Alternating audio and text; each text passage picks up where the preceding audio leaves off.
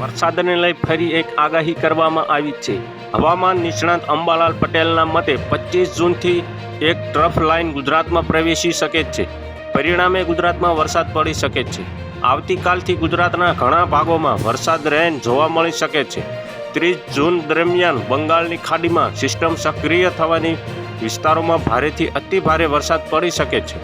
Dahod, Chhota Udepur, Panchmahal, Vadodara, Bharuch, નર્મદામાં orange alert આપવામાં આવ્યું છે।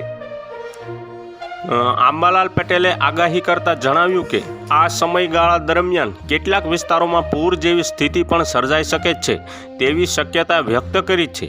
જુલાઈના પહેલા અઠવાડિયાની આગાહી કરતા અંબાલાલ પટેલે જણાવ્યું હતું કે બંગાળની ખાડીમાં એક પછી એક સિસ્ટમ બનવાની શક્યતા છે।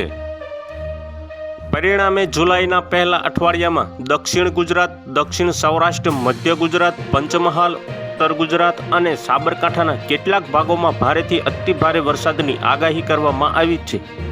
હવામાન વિભાગે 24થી 27 જૂન દરમિયાન ભારે વરસાદની આગાહી કરી છે। માછીમારો માટે પણ ખાસ સૂચનાઓ આપવામાં આવી છે। દરિયાકાંઠાના વિસ્તારોના માછીમારો 24 જૂન સુધી અને પછી ફરીથી 25 જૂનથી 29 જૂન સુધી દરિયામાં ન જવાની સ્પષ્ટ સૂચના આપવામાં આવી છે। હવામાન વિભાગના ડિરેક્ટર અને A.K. દાસે જણાવ્યું હતું કે સૌરાષ્ટ્ર અને કચ્છના ઉપરના વાતાવરણમાં એક સાયક્લોનિક સર્ક્યુલેશન રચાયું છે, જેના કારણે આગામી દિવસોમાં રાજ્યમાં સારો વરસાદ પડશે।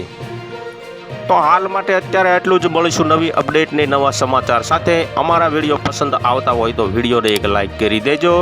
ચેનલમાં નવા હોય તો ચેનલને સબસ્ક્રાઈબ કરી લેજો। બાજુમાં આવેલા બેલ આઇકનને દબાવી દો, જેથી તમને આવા નવા સમાચારોની અપડેટ મળતી રહે।